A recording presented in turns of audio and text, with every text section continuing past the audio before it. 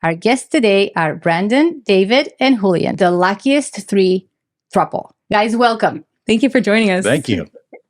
Thank you. Please tell us, how did you meet? Tell us your throuple love story. I guess I'll take this. So it's been a long journey. I've always been a very open and loving person. I'm a yoga teacher. I've built some intentional communities.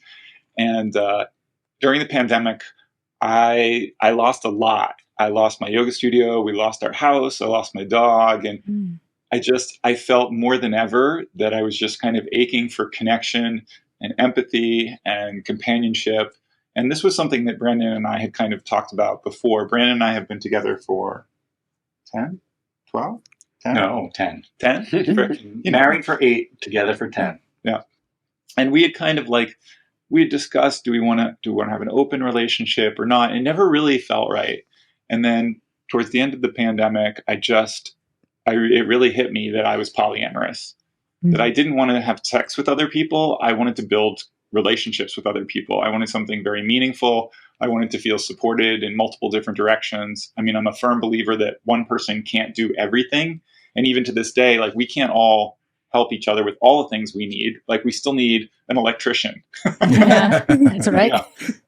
And that's reasonable. So we tried being open for a minute, and then Brandon was like, and I think I agreed that it was a little too chaotic. It was too dramatic, and it was unclear. And so Brandon asked me to choose one person, and I without hesitation, it was obvious.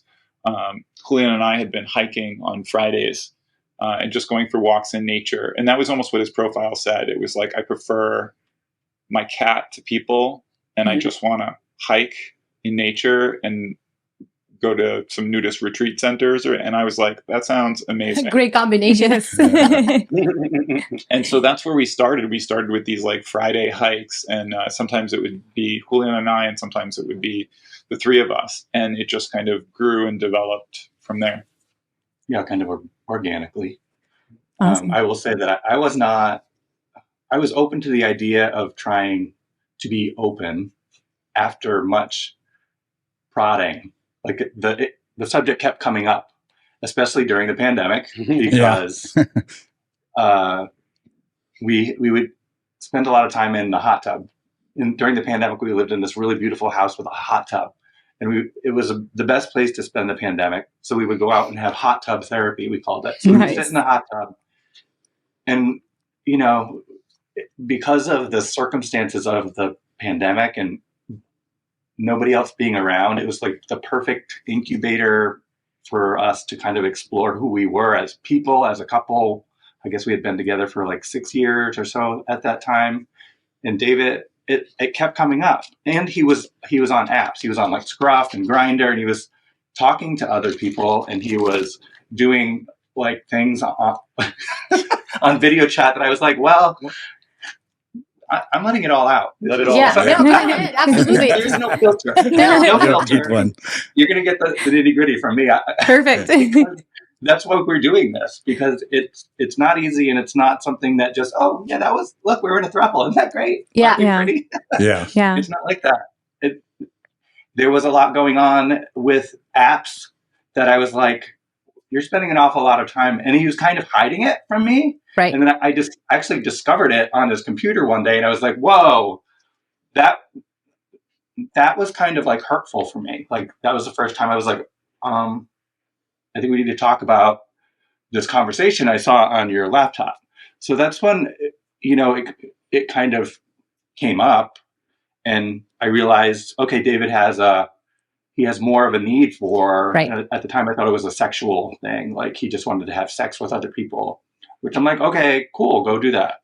I was good. I don't have a super high libido. I don't need to have sex all the time. I was very comfortable in our relationship. And I guess if you're comfortable in your relationship, you're not really growing. So that's a good point. I get uncomfortable. I relate to that very much. Yes. I thought you might. So I was like, okay, this is your thing. Take it, do it. So we started I don't know. We met with some other couples, and we hooked up with some other couples, and we also hooked up with some single people. And all of that was really fun. Like, I was so safe with him. Like, we knew each other. He knew me. I trusted him. And I didn't think I would ever have to do that again. I didn't think I would ever have to let somebody into my heart again. I have serious trust issues because of the broken hearts that I've had. The trail of broken hearts that came before David. That's me too. Led me to have it.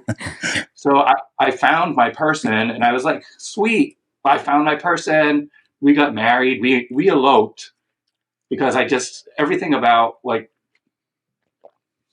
trying to fit into society as a gay person, I didn't want to do all of the things that straight people were doing, like have big weddings. Like it's always kind of like, I don't know, it was always cringy to me that there were like gay weddings, because we were just trying to be like straight people so that we could fit into society. But that's a good point. Yeah, that's an excellent point. I never thought about it that way. Everything about this is non-traditional. Right. I think That's great. Quite a tangent. Sorry for my tangent. So No apologies. that's You're good. good. I love it. I'll let you take a turn. So to that end, I have ADD, so that's funny. Same here. We're all medicated at all times. I think I forgot to take. Oh no! Well, if you look back at some of our really slow episodes, that's when I forgot to take mine. When there's a lot of me asking a question and a lot of that's happening. So to that point, I would just add that, when all that kind of chaotic stuff happened, Brandon was like, "This is scary. This is exactly what I didn't want." And that's when he was like, "We need to be more specific." And I actually was really surprised that when we found Julian and we developed a relationship with him, how anchoring it was, not just for me, but for both of us. I think in the beginning, I was the hinge connecting the two of them, and we thought we would maybe be a V. But then over time, it's actually become Julian who's been the hinge, because he's so insightful and clear with the way in which people interact. And he's very, very conscientious to pay close attention to both of us and how we're treating each other, and then to help further that connection. So it's really been beautiful. That's awesome. I love that. Julian and I are like a very unlikely match. He and I would never have, in the wild, dated because we're both introverts. I'm kind of like an introverted extrovert, and he's just an introverted introvert. So there will never be a conversation starter there. Yeah. Right. But over time, it's been is this going to be 4 years this spring, or is it 3? 3 years. This is 3 years this spring. Congratulations. Thank you. It's been a journey for sure, because in the beginning, I really was kind of like, you do you, I'm good. And so I was very protective of David. So I wanted to know who Julian was. So we were, I would always go on walks with them so that I could get to know him and make sure that this wasn't a person that was going to hurt my husband or take advantage of him. And that was where my mind was at. And I actually was surprised when he picked Julian as a partner I was like, pick one of these people. Just pick one. And he's like, Julian. And it was like, really, he knew instantly that he wanted Julian. Wow, that's good. So cute. So I was like, oh, okay. There's like a 20-year age difference. And I've never been into younger guys. He's kind of a twink. I was like, okay. I mean, he's cute. Sure. I'm like, he's acceptable. Oh, yeah. Like he has evolved as a person and grown so much that like I've become more and more attracted to him, and I like love both of them now, and I'm like, whoa. And I think that's where why we call us the luckiest three, because we're so like unsuspecting, and yet our personalities work really well together. We have a lot of like mental health things and ADHD and neurodivergence that like I never realized I had. I thought they were just like personality defects. I'm like, these are all things that are just wrong with me. Yeah. I think we come from a generation where those things weren't diagnosed as early. So that's right. To kind of get a diagnosis in your late 40s early 50s is a lot different than if you're told in your formative years that you have a disability or a whatever you want to call it, a neurodivergent. It's different, but it's also been like part of spiritual healing and growth for me. I've evolved as a person so much because of being in this relationship. When you have two people that love you and want the best for you, and they can kind of compare notes, and then when you're getting the feedback from those two people that you care about, you're like, well, I guess that is true. That's right. Yeah, you're touching on a subject that we often bring up, like if the throuple makes you a better person. And it's a question that I ask because I already know the answer. It's yes, it definitely makes you a better person. 100,000%. Yes. Yeah. So how I met them, I was trying to, find someone to date long term, but for some reason, like relationships never felt right, or I always felt kind of like constrained, and I just kind of like wanted out. And, I was like, you know what, I'm happy being alone. And I actually did not want to find anybody to date from then on. I was like, I think I'm more happier just being by myself. So I just want to like find interesting people to like hang out with. So, like on my dating app profile, I said that I just want to like have a cool friend, like someone, just meet interesting people. So then like I met David, and it was the first time that somebody like saw me for who I was. And like, I kind of have like these weird, like, I don't know, just like traits that other people don't have. And when we first started seeing each other for like the first couple months, there was an article that popped up that talked about schizoid personality. And I read it, and it was like me being reborn again. I was like, oh, this is why like I feel so weird about relationships and people. And then, but like David kind of just like instantly knew like how to like work with that without even knowing that I was a schizoid. So it was like it was so surreal that somebody like saw me and understood me. Mm-hmm. So, and then just them knowing that I was a schizoid, we could like work through that, and it's been better for me. Would you like to explain to our listeners a little bit what does that mean? Yeah, so schizoids tend to have kind of like little to no emotion. They have trouble forming connections with people, and our emotions can kind of seem muted or that we don't have any emotions. So, and we need to have a sense of like self and control over like our lives, and to be able to be alone. We like being alone a lot. And being in a monogamous relationship with one other person, it feels like there's a huge weight, and I can't just like be myself. So then like eventually, like when the infatuation stage ends, it's like, oh no, I feel trapped. Mm-hmm. So it's kind of like, I don't think I want to be in this relationship. And like, it kind of sucks. But being with them, I kind of like, they understood that, I do like my alone time. They respect when I'm just like, I just want to be alone for the day. And it's like, okay, cool. We'll come back maybe like tomorrow or something. Mm-hmm. And it's funny because schizoids tend to look for couples. So it's like an ideal thing because, perfect. I don't feel like I don't have like the weight of the relationship altogether. Like, it's like, okay, like you guys could like be cute together, and I'll just like kind of be alone for a little bit. That's so it's like perfect. Yep, it's perfect. It's the perfect setup. Yeah, thank you for sharing. Yeah. That's why we're the luckiest three. Yes. Like, yes. Where does that, like, how did that happen? An amazing blend. The support system that you get from being in a throuple, it's just amazing. The last throuple we interviewed, I Love You Too, right? Yeah. Is that correct? She went through cancer, and they were telling us on the podcast, it's like, I can't imagine trying to go through this with just a couple. You needed that third person for support. I was really thinking about that last night. Our daughter got really sick, and Shar and I had to leave to go to the emergency room at like 11 o'clock.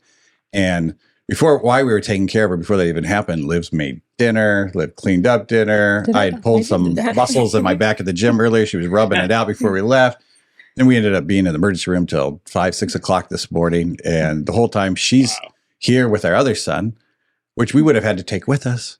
Otherwise. Right. So it's like the whole night. Or we would have been split up. One of us would have been at the hospital by ourselves. And it was a miserable night, but the whole time I'm thinking, I can't imagine how much worse this would be if we weren't in a throuple dynamic without that support system. Yeah, that's always one of the main reasons why we are such supporters of the throuple. It's so much easier, so much support, so much love, so much help, everything. It just works so well for us. We think it could work for more than just us. Mm-hmm. We want people to be more open to the idea.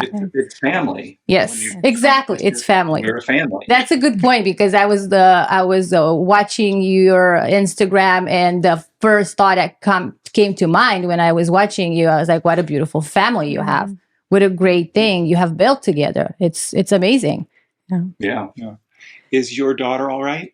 She's doing better. Yes. Yep. She asked for food right before we started, and she's drinking. So yeah, I think it was just severe dehydration. And I know, Liv, you said that it is important for you as well to have some quiet time and separation. It is. When I was hearing Julian talking about his need for quiet time, I was like, I understand that. It's so what's the word I'm looking for? I guess very relaxing, the idea that I can actually ask for quiet time without feeling bad that I'm taking myself away from a relationship.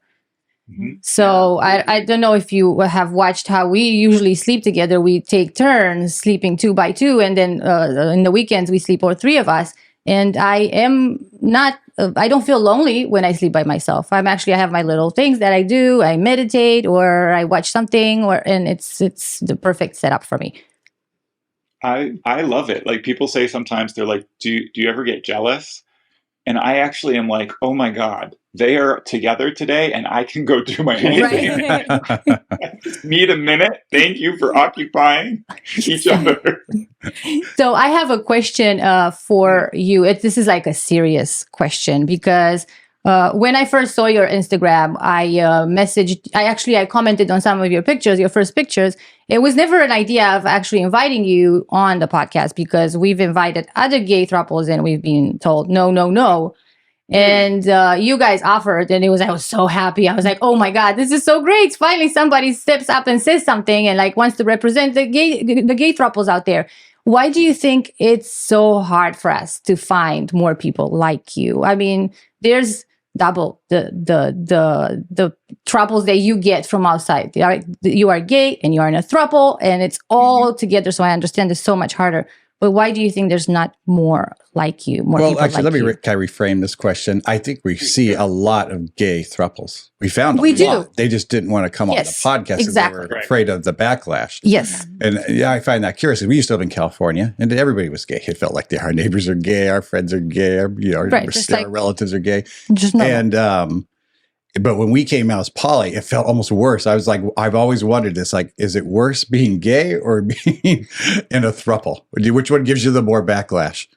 That's a good question. I think it's kind of probably about equal, because I think that was what was hard for me. I cared about what people thought.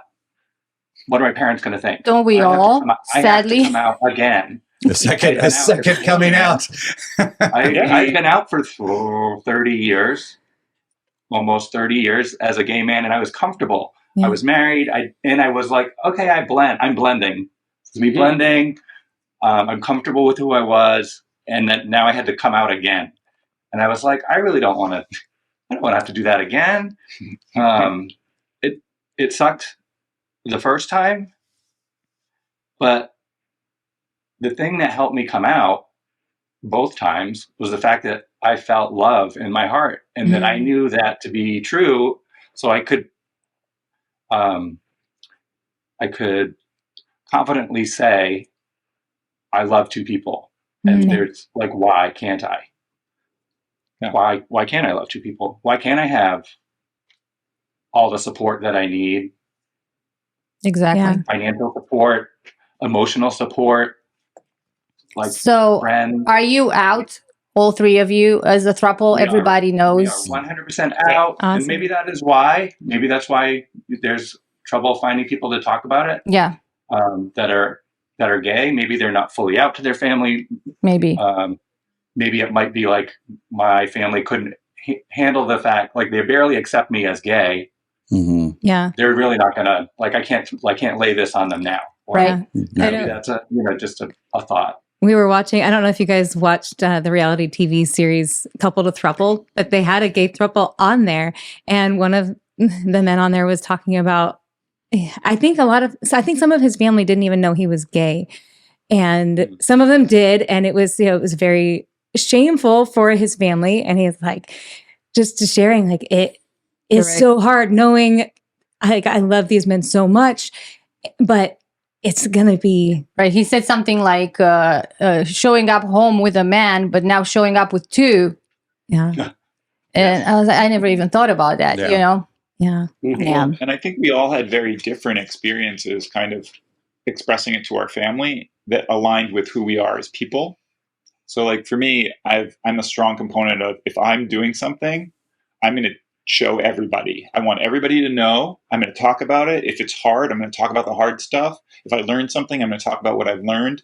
And so almost from the very beginning, I was very clear with my family, and I was like, there's 3 of us now. And so if you don't want to invite all of us to the holidays, you don't have to, but know that that doesn't work for me. That doesn't feel right to me. That I don't have a hierarchy in my relationship. I value all people as important, and I would love it if all of us could come. And we were very fortunate. My cousin, I think, was the first family event that we all went together. She invited us to Thanksgiving, and I said, well, there's 3 of us now. And she said, that's awesome. And all 3 of us went to her Thanksgiving party, but it was not always the same. And there were definitely some discussions with family members around what is right and what is proper in the world, you know, where I really had to sit with them and say, I love that you're using the words right and proper, but for who? Yeah. Because this is right and this is proper and this is incredibly grounding, anchoring, and healthy for me. Yeah. And so I need to do this. And so, Right. yes. That's awesome. Your Yeah. family. Again, it comes back to family. I'm like, you wouldn't invite my family if I was a straight man with 2 children, or even a straight man that was remarried to another woman who had other people's children. That's fine. Yeah. But why can't we bring, you know? Yep. Yeah. It seems like that's family- really important to you, Brandon, because you brought it up earlier too. It's like, why does it have to be a gay marriage? Why can't it just be marriage? Yeah. Why can't we be seen? Yeah. I think in answer to your first question, which is sort of about why a gay throuple might not want to come on a podcast, I think the gay community still holds a lot of stigma and shame passed down from the AIDS epidemic. And a lot of what we do for ourselves and we don't do for other people, right? It's our life. It's our privacy. You know, we're going to celebrate it. We're going to celebrate it with our community, but we might not necessarily feel like we want to be an advocate for That's a good point. or show other people how to do it. We're still working it out ourselves. And we have these multi-layers where we don't even know that we have internalized homophobia against ourselves. Right. No, That's that interesting. makes a lot of That sense. is, wow. Yeah. Thank Thanks you. for answering that. Thank you for sharing that. Yeah. Yeah. I think also it seems like most of the gay throuples that we've seen are also older too. So I think that adds on to like the shame for the older generations. So I feel like as the more younger gays are starting to get into throuples, maybe they'll be more open and advocate more. That's a good I point. think that's a good point, and that they are. I see a lot of younger people right now. This generation is very open in terms of how they're identifying and who they're relating to, and I feel like they're making much healthier choices and being more clear about it. I agree. Yeah, I agree too. Yeah. What you were saying, David, about not wanting to change the world, I feel the same way, because when Josh and I first got in a relationship, I think he always wanted to do this. There was this thing in him about changing the world, about having people accept polyamory and throuples. And I remember telling him, I don't want to do that. I don't want to change the world for everybody else. I just want to live my own life. And here we are now. That I didn't feel happen. that. Why should we be the poster kids for all that? I just wanted it to be normalized, the same as like Brandon said. He's Yeah. I don't want to be treated any different. Yeah, go ahead. I just wanted to say that the reason it took me so long to tell my family was because I wasn't in love yet. Yeah. I was kind of just letting things be as they were. I was happy for David that he was finally feeling complete. He was happy, and I was, content. And I got the thing. I kept telling David, I said, I'm just in this for the sex. For the first couple of years, I was like, this is great. Like, You would be the only one. I think happy. more throuples started that way, just for fun. And then all of a sudden, I want more. I want to relate to this person. I want commitment. I still just want to it just sex. kind of happened. as we started to therapize each other, I guess. I know that I wouldn't be the person I am today if it weren't for Julian. Yeah. It's like a deeper connection than I ever knew was possible. It's beyond, like, all of this is kind of beyond my wildest dreams.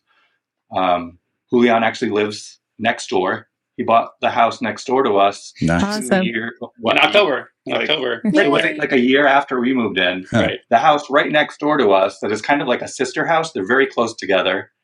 I feel like they must have been built by the same family. What are the chances? The woman that lived in that house had been there for 20 plus years. 1 year after we move in, she puts it up for sale. And we're like, you should buy that house next door. And I was like, there's no way that's going to happen. But it happened. That's awesome. It happened. That's cool. I love it. It's awesome. So Brandon and Julian, sorry, not to interrupt, but I want to know about how long did it take you guys to move from that V dynamic into the throuple, realizing like, okay, this is what we want and I'm feeling this now. And was there anything in particular that you did to cultivate that, or like a turning point in there, or was it like just kind of gradual? That's a good question. Yes, there was. Do you want to talk about it? You want me to? You talk about it. I'll think about it. Okay. Yeah, you can tell me if I'm correct. I believe it was when I felt like, you have yours. I was like, I want to go find someone hot that I want to like have like a set, I remember. maybe like a date with. I want to go. And this was probably 2 years. Was it a year ago? Maybe maybe like a year ago. We were in this house. So, and Julian had some feelings about that. And I was like, oh, you do have feelings. I'm a schizoid. I don't have feelings. I'm like, okay. Or emotions. But he had some emotions about it. And I think that might be like qualify as jealousy. Interesting. Yeah, there's a little jealous. I think he might have felt a little twang. And so he expressed how he felt. And I was like, okay, I will honor that. And now that I know you feel towards me what you feel similar towards David, maybe this is, it's going to change things. And it did. That's awesome. I don't know. I just felt, I guess I felt loved. I love that. That's such a natural progression. Yeah. I know. There's so many comments. It did take quite a while though. Yeah. Yeah. Was it hard for you to communicate your feelings? Like, because me, I don't sometimes have not such an easy way of saying things. Like I take my time and I find it difficult. I make fun of her because he's all held up. He just is like from Romania. It's like, hello. I have no emotions. I'm from cold communism and we don't have any feelings. My best friends are Romanian, so I have all the love in the world. Thank you. We're not cold, right? No. Well, I say, at first it was hard to express any emotions, but like, I would just like go through like David to like tell Brandon, like that was the easiest way. Yeah. But now like I feel comfortable enough where I could just like express myself. But at the beginning, it took a while. Yeah. Yeah, I get that. We were doing that too at the beginning because we also started as a V. So I would communicate with Shar through Josh. Not very healthy, I admit, but yeah, definitely had a lot more challenges. Yeah, whatever works. Yeah. Baby steps. Yes, exactly. About Julian is that he is wildly empathetic. He has like a very profound sense of connection and awareness about other people. And part of the reason why it was like, there was no other option for me, I wasn't going to lose him when Brandon said choose, is because I knew how good he was for Brandon. I had never seen him not look out for Brandon from the very beginning. He would make music playlists, not even tell Brandon or I that he'd made them. And he would play them in the car to see if he could get Brandon to sing to the songs he was putting together. Oh, mixtapes. Awesome. Yeah, bring that back. With his share time, like I noticed that if, as soon as Brandon came home, he would go to Brandon and he would spend like an hour cuddling with Brandon. He was so conscientious. And also he has this really anchoring presence so that if either of us were emotionally dysregulated, hands down, Julian was there for us. He was unwavering, and his commitment to the two of us never for a second wavered. I've never, ever wondered whether or not he was in. He was always like a rock. Do you know if he's an empath? I think everyone is an empath from what I'm hearing here. It seems like it. Yeah. Yeah. That's awesome. Yeah. I definitely, David, when Julian was talking about how you got him right away without even knowing anything about him, that's definitely an empathetic trait right there. Sure. Yeah. And I mean, I just loved him so much. I was like, whatever you need. It's been the same with Brandon. It's like, whoever you are, however you want to live your life, whatever kind of support you need, I'm 100% here for it. I want to be here for everything that happens to you from now until the end. I have a question. Brandon, when you found out that David was having conversations with other people online, was that a hard thing for you to communicate to him that it was bothering you? How was that conversation like? Like, okay, I want to do this, and actually, they're all his clients now at the hair salon. So not true. At first, I got like triggered. I guess I felt like this, like anger, and I was mad, but I was also kind of turned on by it. Because there were a lot of pictures, and that's when I realized I was gay. I'm just kidding. No, I was. That's the thing. I was turned on by it, and I was like, I brought it up to him. I was like, I am super pissed off. And I was like, what is this conversation, and why have you never told me about it? I think it was more that he didn't tell me he had like this connection with this guy, because I was like mad but turned on. So I was like, we need to explore this.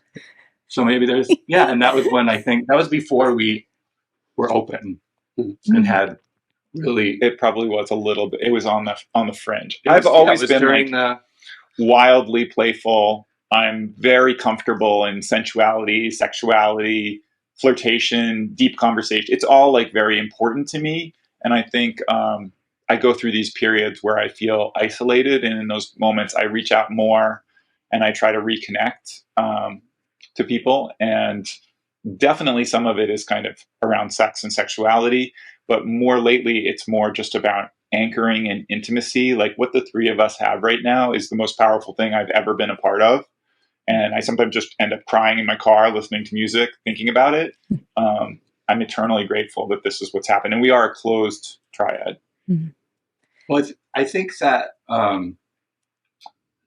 when people hear, oh, you're in a throuple, everybody immediately thinks of sex, and then it's about sex. Yeah. Yes. And in a way, that's kind of what pulled me in, because it's almost like an immature, less emotionally mature response to something that's really much deeper. Because that's just our society. We use sex is very, it's shameful, but let us show you, and it's only women, and like it's really shameful, but everybody wants it. Yeah. You're not supposed to like this, but this is how we're going to sell the car. Exactly. Yes. Thank you. So have you always, initially when you started your relationship, you were monogamous? We were, and then I think probably about, I would say maybe 4 to 6 years in, I just started like kind of asking. Yeah, just kind of like putting the feelers out there. I don't know where it comes from. I've often thought about maybe it's the fact that I was adopted and I was in the hospital for a little while before going to a family. I had this like strong need for physical touch. Right. and actually, Brandon doesn't need that. So a lot of times he isn't touching me, but Julian is extraordinarily contact oriented. And I think as soon as I just felt that reservoir fill all the way up, I was like, oh, I'm totally okay. I'm connected. I'm grounded. Yep. And then I was like, okay, I'm good. Yeah, I get that. And Julian, you mentioned that your relationship, the way you were in relationships was different than most other people. How did you identify yourself? Were you monogamous, non-monogamous? What were you looking for? Well, I wanted just to have like a one person. I actually still consider myself monogamous. They just happen to be like a pair. Interesting. So I don't really consider myself poly. So they're a one package deal for you. Yeah.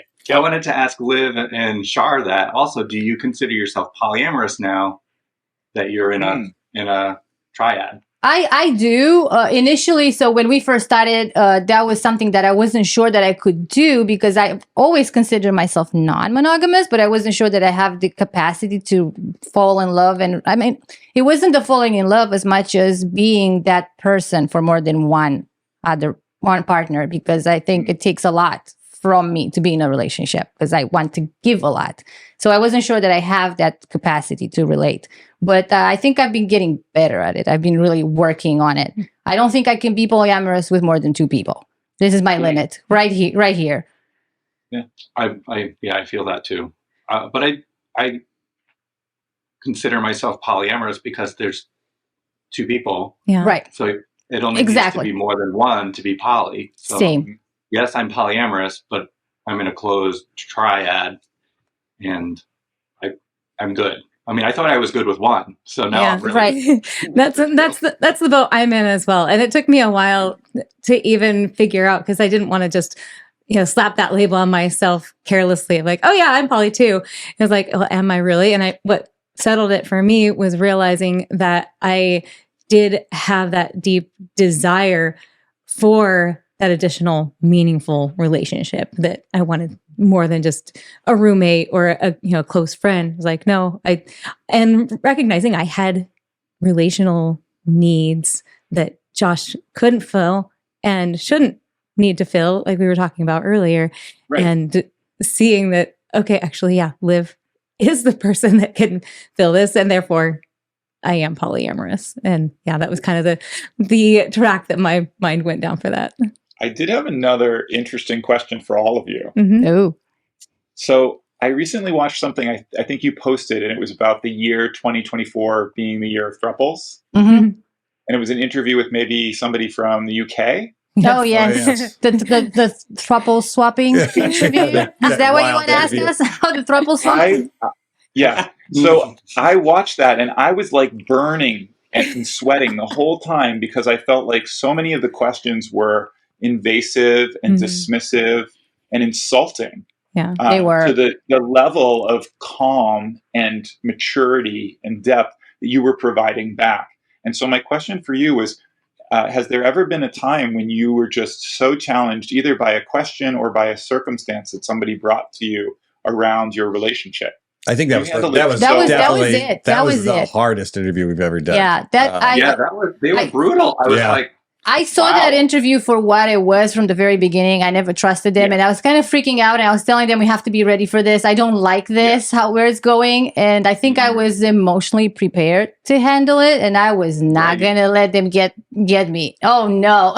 Oh no! Yeah, it would have been on my face. I would have been like, we got a lot of emails after that, and people wrote in and stuff. Other Throuples like, "You guys did so well. Thank you for representing us in a positive light, because I would have not done that." Oh yeah, they wanted to get us in. No, we weren't going to let them win. Absolutely not. I think well done, for sure. I was just so taken aback at how absurd some of the questions were that they were asking to our face. But at the same time, we've seen people make these accusations in comments, and they were asking the questions that other people have been thinking. Yeah, it's not that it was. Yeah. Right. So as he was asking them, in my mind, it's not him that I'm answering to. It's everybody else out there who shares these beliefs or who has heard these beliefs says, like, all right, we've got to squash this, and we've got to set it straight. I was happy to get the opportunity to do that. Yeah.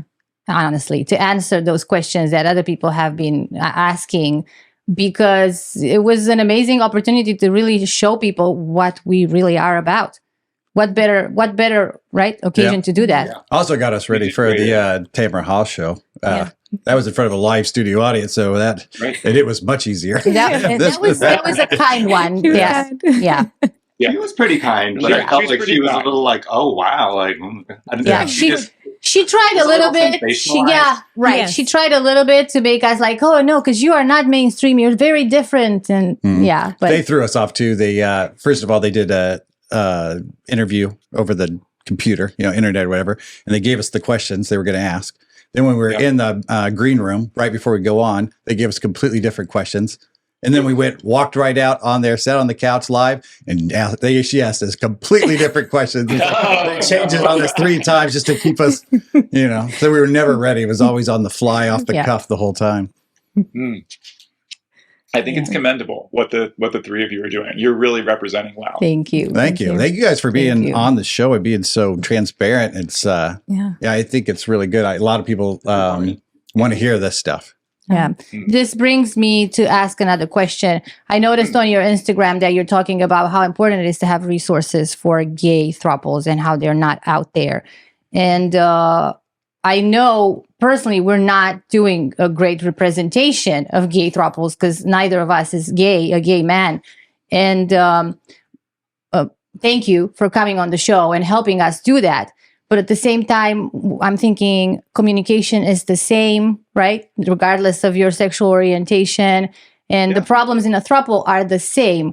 And is there anything that you think we are missing in our podcast or in our Facebook group that should be geared towards you guys we're missing? I would add on that too. It's like when you say the same, it's like the stories, your guys' story is the same as so many other stories. The problems are the same. The stories are the same. Met during COVID, started as a hinge, moved to throuple, the long night hot tub talks. That's what we do. That's where we do our talking, is the hot tub therapy. Yeah. The love is the same. And the problems are the same. Is this something that we're missing, that we're not seeing, that you need from a podcast like ours, for example, or from our Facebook group? But I mean, I don't think you're missing anything other than just, other gay actual representation. Throuple. Yes. Right. But that's not you're doing, I feel like you're doing your due diligence and people are just not as it surprises me because I do see so many male throuples on Instagram, but it surprises me that they wouldn't want to be interviewed. Yeah. But maybe honestly, it's just a front. Maybe it's let's make a throuple because it's, it can sell. Because it's rare and it's, you get 3 cute guys. It's very like, next thing you know, there's a OnlyFans link under their thing. Right. Yeah. Maybe it's not even really a throuple. Maybe there isn't love there. Maybe it's just a show. Right. Because I think that's like what our society is now. Yeah. It's like you can create anything and make it almost believable because it's on a screen and it has followers. So you're like, oh, this must be true. So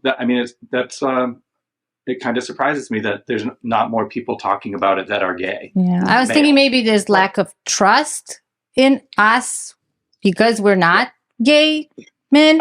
But maybe now with your help, maybe. We had the traveling throuple on. That was our first. This is the interview. Our first interview was all lesbian. Yep. Traveling throuple. Yep. Yeah.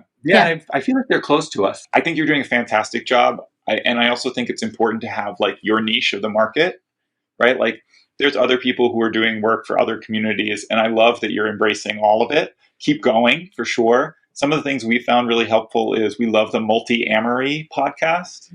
That one's really great. I love the book Polysecure, which is about attachment styles. More Than Two, I feel like, is a book that a lot of people listen to. And then, of course, The Ethical Slut is like amazing and kind of inclusive of everybody. Okay, the Ethical Slut is kind of what cracked me open a bit because it was it wasn't, I don't feel like it was gendered at all. It was just talked about love. And I think it's written by a female, right? And 2 maybe. I think female? 2. Yes. Yeah. They were together. But it just opened my mind a little bit. And also I did David's teacher training 2 times during the pandemic. So he was doing teacher trainings over video. So I was tech support. That's how we kind of learned how to do some microphones and set up a camera and stuff. But that teacher training, we talked about social myths, societal myths. And we have so many societal myths. One of them is that marriage is between a man and a woman. Marriages should only be between 2 people. And I feel like these societal myths are limiting us as a culture, as a species, because we're tribal. Yep. We are tribal people. We used to be in tribes and villages, and that was the norm hundreds of years ago. But now we're divided and groomed to be in duos, so that everybody can have their separate house with two people living in it. Yep. And because we're just like we're a product, or kind of a part of a commercial system, part of what's the word? The C word. Not commercial, but oh well, never mind. We're just part of this system. Cultural conditioning, just to be consumers. Capitalism, yes. A capitalist society that if we're broken down into small groups, first of all, we're no threat. Yeah, that's an excellent point. We talk about that too. I love the way you're putting it. If there's a lot of us, like if we had a whole house full, like we could have all the things that, only the 1% get. Yeah. 1% get to live all these fabulous lives, but we're all divided into two with two incomes, and like we have to kind of struggle to make it. Especially now, things are so expensive. Everybody should be in a throuple because it's just more right, financially viable. I agree, and it's good for you emotionally, like for people to you get to know yourself better. I think that's where society is heading, though. People move in with roommates, and then the roommates end up being close, and then now there's like younger throuples and poly relationships forming because of the capitalism that's happening. Everything's so expensive that it's like kind of forcing people to like start like dating more people. Oh, that's interesting. Yeah. You're right. Broaden your mind, broaden your family, your idea of family. It doesn't have to be a man, a woman, and then like 2.5 children. Yes. It can be any combination. I have a question for Julian. I found out that you are from Texas. Yes. How is it like? Well, actually, first of all, where in Texas? El Paso. Okay. Yeah, I thought you were going to say a bigger city. How was it being a gay man in El Paso? Surprisingly, El Paso, for being in Texas, is like pretty progressive. Not like as much as you would hope, but being in like Texas, it's pretty progressive. But there is like a really strong like Mexican culture where, it's always like a man and a woman. And then when you marry them for life. You have to work out your problems. So like, it's a lot easier now, but I'd probably have some reservations like being openly poly, like if I still live down there. I think Houston definitely, when I first moved here, surprised me because you hear all the Bible Belt stories and all of that. And Houston surprised me with how open it is to anything and everything. Yeah, Houston's one of the more progressive places too. Yes. Yeah. Julian came out to his family first, and he kind of like dropped the bomb. Just like that. Yeah, so we all decided to visit El Paso for Thanksgiving. And I think only my mom knew that I was with two people, but I brought them both to my grandparents' house where like all my family were.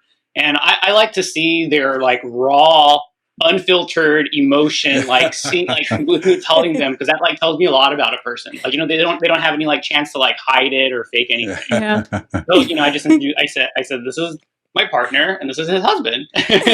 We're all together. But they were cool about it because like I'm not like crazy or like a bad influence or anything. So they're like, okay, like he's like very responsible and like level-headed, so it must be a good thing. So it was a positive experience. Yes. Yeah, did not tell them, did not tell us until that's what I was about to ask. Were you nervous?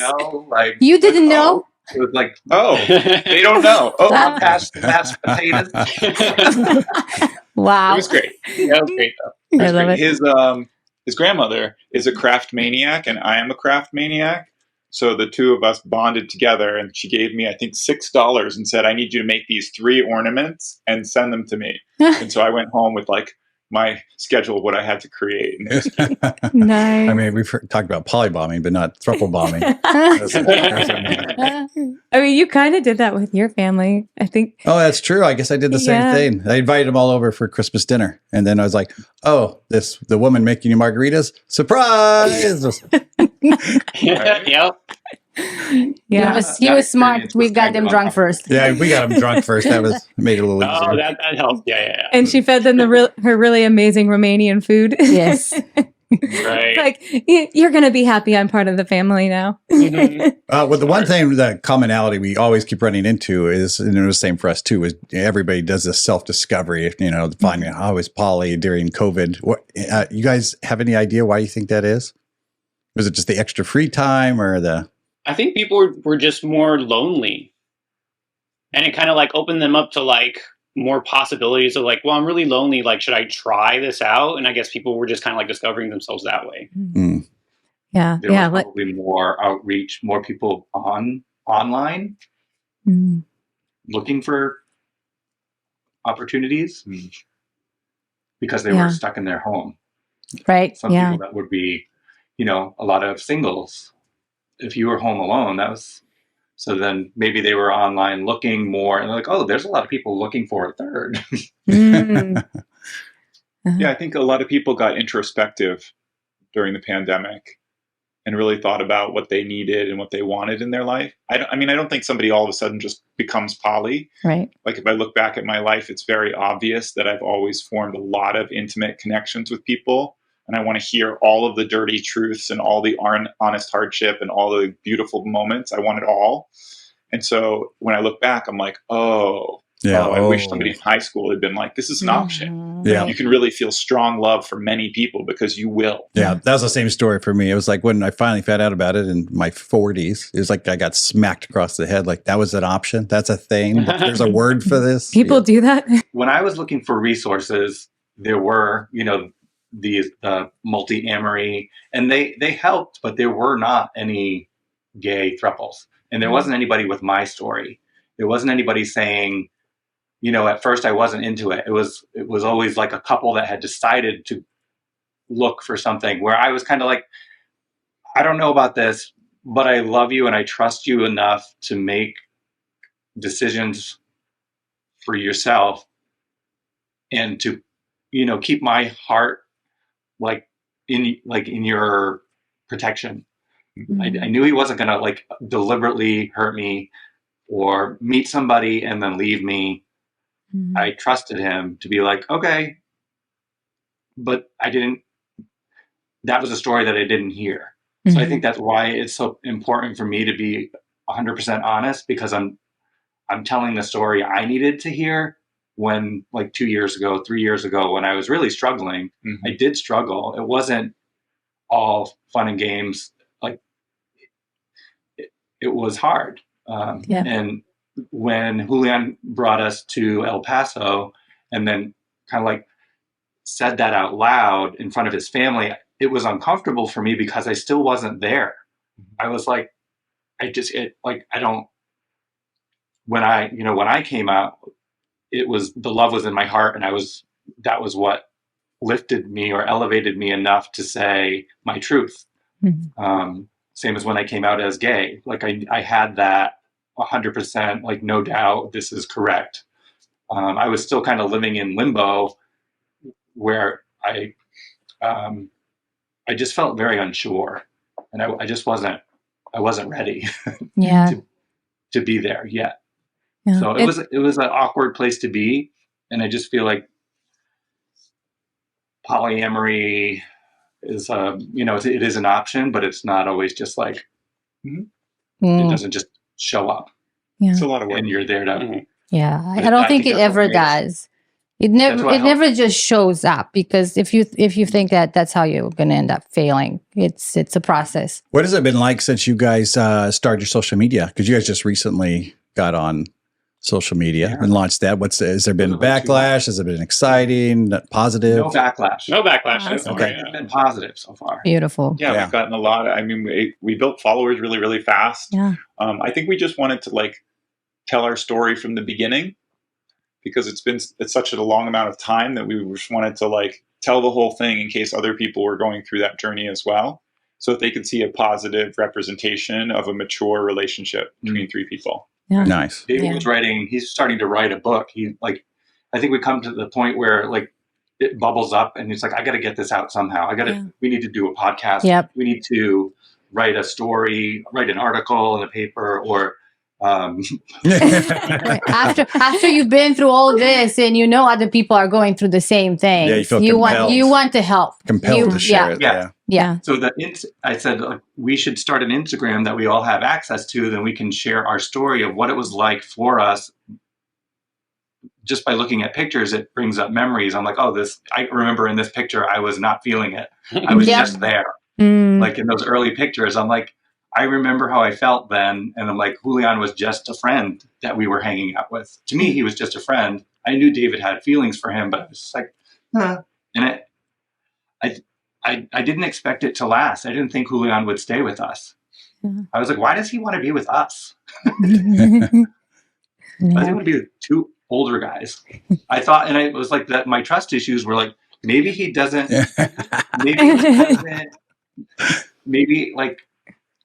maybe he's trying to use us. Like, what does he want? He's trying, like, he's gonna like, my mind goes to like all those like, CSI stories or something like that. He's gonna kill us. No, I think he was definitely using you, but he was using you for the very right reasons. Yeah, you he's know, playing the long game. Using me for the same reason I was using him. No, I mean, we all use each other, right? That's how we relate to each other. I need something from you and I need something from you. And I think it's not always bad to use somebody and need somebody. And I think you guys, we don't even know what, like, I was getting from him things I didn't know I needed. Yep. There you go. Until now. I'm like, yeah. All of that makes so much sense. And that's where I'm like, I'm so lucky. Yeah. I'm so lucky that despite my resistance to all of it in the beginning, here we are now, like talking about it and like sharing our story. And I just feel really lucky. Yep. And the luckiest three. Luckiest three. I have to ask you. I have to ask you my usual question before I forget. Do you sleep together at any time? No. No. Oh, well, there you go. That was short. Normally, I ask everyone if you together. I have to sleep by myself no matter what, because I have like really bad problem sleeping. So if anything wakes me up in the middle of the night, that's it. Like my whole sleep is ruined. So nobody has to suffer for being in the middle. I've watched his setup. It's really, really cute. It's like everything has to be propped right, the pillow, and then the cat has to be in a certain area. No movement till the morning, like a vampire. And the cat cooperates? OCD. Sorry? Does the cat cooperate? Does she sit in the right place? Oh yeah, she's an older cat, so she knows if I'm like not moving around, she'll like come up to my face, and then if I don't move, she'll just sleep like at the foot of the bed. So she like respects it when I'm not awake, so she doesn't bug me. I would like to normalize people sleeping in separate beds. Yeah. Because like if I have a crazy yoga schedule and I'm waking up at 6:30 in the morning, but I'm also prepping till late at night, I'm going to sleep in the guest room. And he's definitely going to snore. And I'm definitely going to snore because when I'm stressed out, I make more noise. So that's really helpful for us. It's okay for people who love each other to sleep in separate bedrooms so you can have a higher quality of relationship in life. Yeah. Yep. Mm-hmm. Like if No, that's what we love. Like we found all kinds of combinations. Nobody has a rule. Yeah, right. I appreciate you saying that because I never really thought about it. But when you do hear about people sleeping in separate beds, especially couples, that's always an indication of a problem. It's like, well, we haven't slept in the same bed for 10 years anyway. So that I appreciate you saying that that's true. When you are in a healthy, loving relationship, I think there should be space to say, you know what, I just really need to sleep by myself tonight. I need to have, a little alone time. I need to not be disturbed or whatever. Yeah. Like I wish I could sleep with any of them in the bed, but like my OCD, like it's just crazy at night. I just have some weird sleeping OCD that I just can't sleep with other people. Get that. And that's another wonderful quality about being a wonderful, beautiful thing about being in a throuple. I have a question.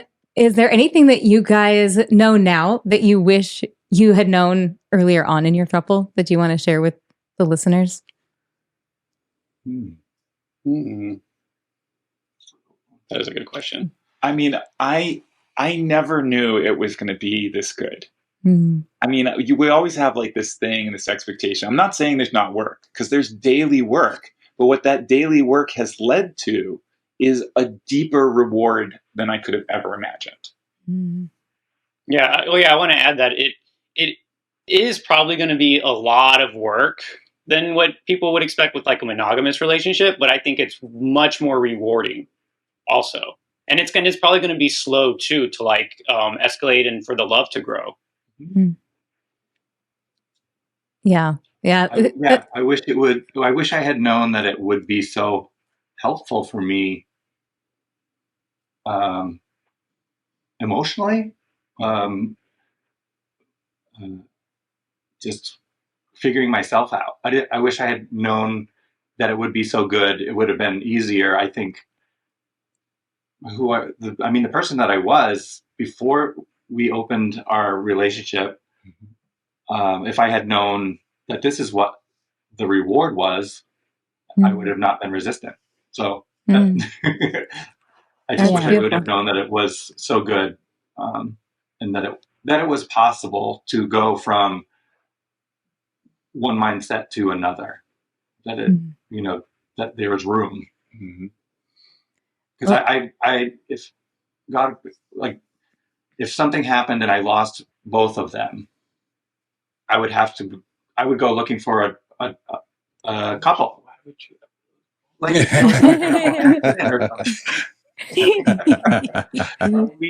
what if you both flew to El Paso without me and something happened? I would. One person just wouldn't do it anymore. I'm like, I have room in my heart for these guys, so I think I'm polyamorous. Yeah, I advocate for it because I think it's pretty natural.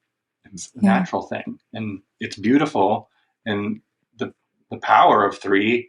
Like, it's so stabilizing because like the triangle is the strongest shape. Yes. Well, I so appreciate you guys being so transparent about the struggles that you've had and how hard it was, even, as you're saying, to keep hope that things will be beautiful someday. Because I think many of us who are in thruples, it hasn't been all smooth sailing. I mean, there's been a few that we've interviewed that are like, yeah, no, it's always just been pretty easy. But right. I mean, in reality, there's a lot of hard days for a lot of us. And like we've talked about before, it brings up stuff that you don't even know. Skeletons you didn't even know were in a closet you didn't even know existed. So I really appreciate you guys having just the willingness to be out there and share your full stories, not just the beautiful pictures. So you've been so honest and so heartfelt. This was a great conversation. Thank you. Absolutely. Yeah, thank you. I think that's important in any relationship, right? That's how we're successful, so that we are like 100% open and honest, and that's how you grow, like through sharing those really scary, dark places, that saying things you're not even sure are true. You're just like almost like you're bearing your soul. Yeah. And as you're saying it, sometimes you're like, oh wow, I didn't realize I felt like that. It's just coming out. There's no editing. That's right. Thank you so much for taking the time, and thank you for making history with us on our podcast. Thank you for getting up and doing this after a long night. Oh yeah, we wouldn't have missed it for the world. I was so excited about it. I was like, oh my God. That's the dedication we bring to the podcast. For sure. And then did you guys want to talk about what you guys do? Oh, sure. You go first. I'm a yoga teacher. I'm also a yoga teacher trainer. I've done this since I was 19. I've been in yoga. I'm 52. And I'm also a massage therapist. I do something called structural integration. And I'm doing a lot of DEI work right now. I'm doing a lot of equity work for change against racism, homophobia, transphobia, and super proud of that work as well. Wow. Awesome. I should add that David has a website. Yep, go ahead. Where you can watch yoga videos. A lot of them are are videos from the pandemic still up there? No. Everything is current right now, but I think you have the link. So we'll share. Yeah, we'll share all your information in the show notes. Yep. Awesome. And then I do hair and makeup. Go ahead. I do hair and Nice. makeup. That's all. I work at a salon in Providence. Nice. Flipp. And I'm a applications analyst for a healthcare system on the device integration team. So we deal with like devices that integrate with the patient system and some other fun stuff. He's a Nice. smart one. Excellent. And we should say that Flipp Salon is an incredibly inclusive salon. Everything is all natural, organic, and the clientele spans the spectrum of every kind of identity and Relationship style. It's Awesome. a really, Wonderful. really wonderful place. Very open and welcoming place where you can talk about your spouse or Says Spouses. Excellent. and it's totally accepting and loved ones. yeah, it's a great salon, and I am very lucky to work there. That's awesome. Beautiful. I'm sure they're lucky to have you there. Yes. Mhm. Thank you. Thank you for sharing everything with us. Yes. Thanks, everyone. Thank you so much. If you like our episodes, share them with people just like yourselves and subscribe to our channel. And if you're in a throuple or looking to be in a throuple and want more support, head over to Throuple Talks Connection Hub on Facebook, and you can connect with the Luckiest Three there and many other wonderful throuples. And we'll see you next time.